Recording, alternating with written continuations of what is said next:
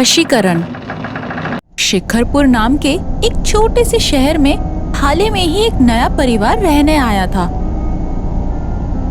उनको अपना नया घर बहुत ही पसंद आया था और उन्हें आए हुए चंद ही दिन हुए थे। एक दिन, मम्मी, इस घर में ना कुछ तो बात है। मतलब, मैं कुछ समझी नहीं। यहाँ नहीं पता क्यों मुझे हमेशा ऐसा लगता है कि कोई हमेशा हम सबके साथ रह रहा है। रात को भी बड़े अजीब अजीब आवाजें आती रहती है। कभी बिल्ली रोती है तो कभी कुत्ते। अरे, तो इसमें अजीब क्या है? और तुम इतनी रात गए जगे क्यों रहती हो? रात को देर रात तक जगोगी तो यही होगा। उल्टी फुल्टी चीजें ही तो दिमाग में मंडराएंगी। रात को खाना खा के चुपचाप सोने चली जाना। ठीक है मम्मी। सबने रात का खाना खाया और सोने चले गए।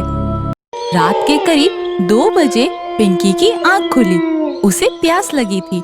वो अपने कमरे में पानी ले जाना भूल गई थी, तो वो किचन में जाने लगी पानी लेने। और जैसे ही वो किचन के अंदर घुसने ही वाली थी, उसे एक काली परछाई सी नजर आई जो कि उसके पीछे से पार हुई। वो झट से पीछे मुड़ी, मगर वहाँ कोई नहीं था।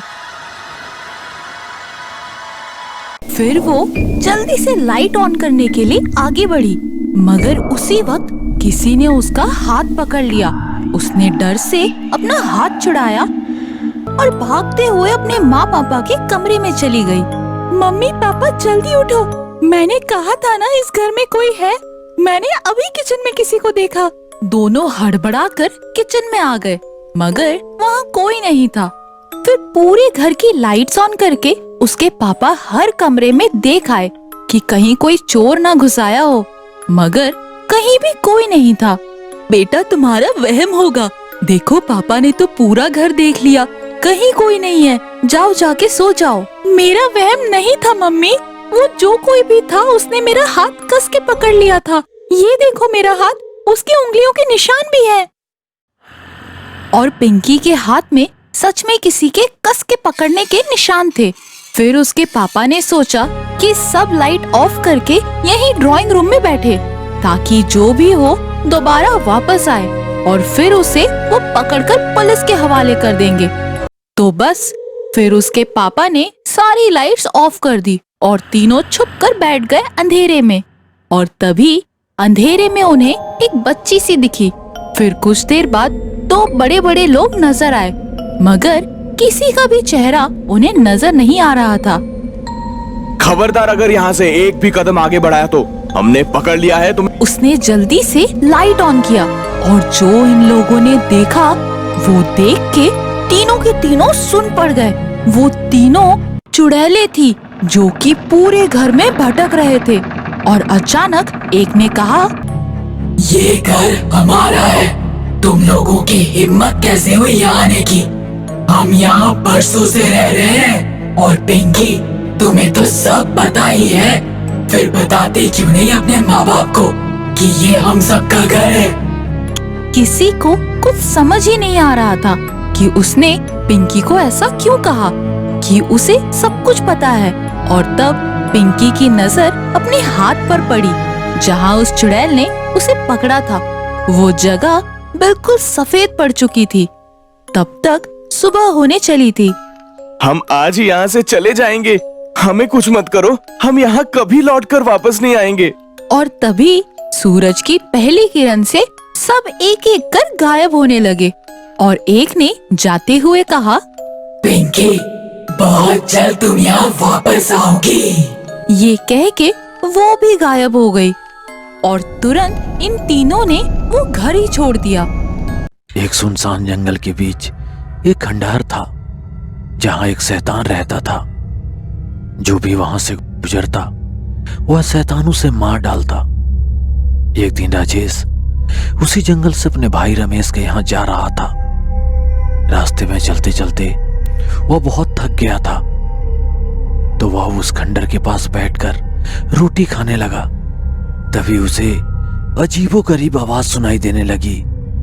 मेरी मदद करो, मैं यहाँ फंस गया हूँ।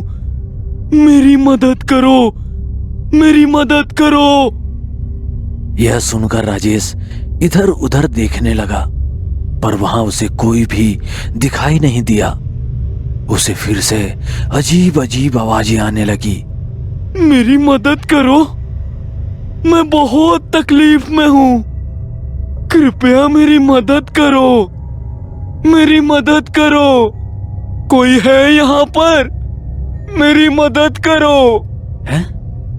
ये किसकी आवाजें हैं? शायद कोई मुझे मदद के लिए पुकार रहा है। राजेश घबरा गया और आवाज का पीछा करते हुए अंदर चला गया जहां एक शैतान रहता था। राजेश के अंदर आते ही शैतान ने उसे दबोच लिया और कहा, बहुत दिनों के बाद मेरे हाथ में एक अच्छा सा शिकार आया है। आज तो मजा आ गया। मुझे छोड़ दो, कृपया मुझे छोड़ दो। तुम जो बोलोगे मैं वो करने के लिए तैयार हूँ। कृपया मुझे छोड़ दो। कैसे छोड़ दूं? पर अगर तुम मेरा एक काम कर दोगे तो मैं तुम्हें छोड़ दूंगा। पर अगर चालाकी करने की कोशिश की तो मैं तुम्हें सूंघता सूंघता आ जाऊंगा और तुम्हें मार डालूंगा। मैं जरूर करूंगा। आप बताइए मुझे क्या करना होगा? मुझे सोना पहनने का बहुत शौक है। तुम मुझे लोगों का सोना चुरा कर दो, नहीं तो मैं तुम्हें खा जाऊंगा। अच्छा, इसमें कौन सी बड़ी बात है, मैं करूंगा। पर अगर तुम नहीं आए तो एक बात याद रखना, मैं तुम्हें कच्चा खा जाऊंगा। राजेश डरता हुआ वहां से चला गया और सारी बातें अपने बड़े भाई रमेश को बताई। यह सुनकर रमेश बहुत जोर जोर से हंसने लगा और कहा, ऐसा भी कहीं होता है क्या? भैया मैं सच कह रहा हूँ। बहुत बार जोर देकर बोलने पर रमेश राजेश की बातों पर भरोसा कर पाया। उसने बोला, वो शैतान तुझे सोना लाने के लिए बोला है ना, मैं तुम्हें देता हूँ सोना। ऐसा बोलकर रमेश उसे अपने कमरे के अंदर ले गया और उसने अपना एक सोने का चैन राजेश को दे दिया और बोला, ये लेकर जाओ और उस शैतान को दे देना, वह तुम्हें अब कभी परेशान नहीं करेगा। राजेश रमेश की बात मान लेता है और उस सोने की चैन को लेकर वहां से चला जाता है और उस शैतान को दे देता है। शैतान जैसे ही उस सोने की चैन को पहनता है वह तड़पने लगता है। राजेश भी यह सब देखकर चौंक जाता है। उस चैन से एक रोशनी निकल रही थी क्योंकि उस चैन में प्रभु हनुमान जी की मूर्ति लगी हुई थी। शैतान तड़प कर वही दम तोड़ देता है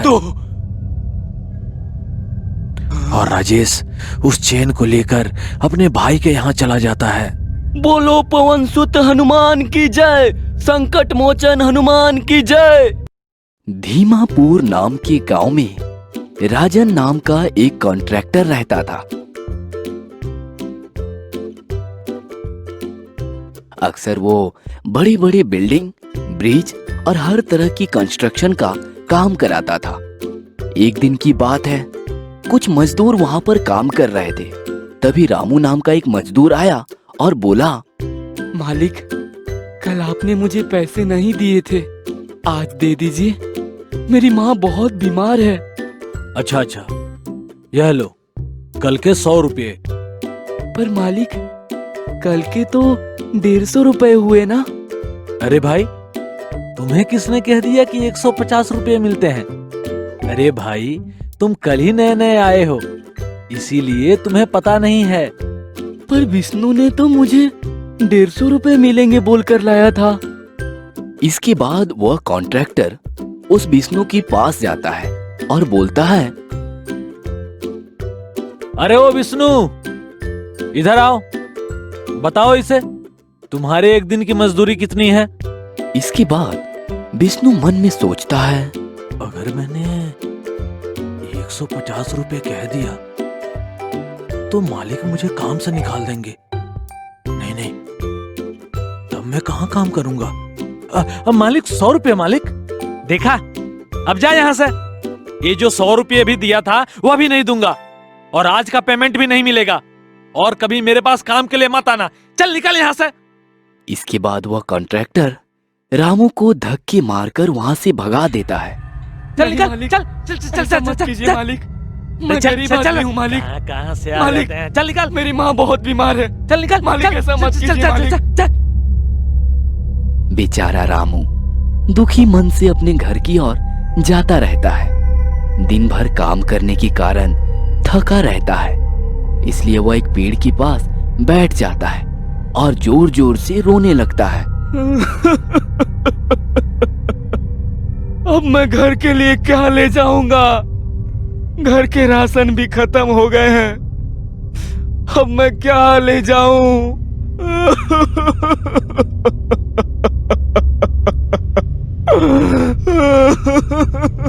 तभी रामू को कुछ आवाजें आती है। ए, कौन है? तूने मेरी नींद हराम कर दी।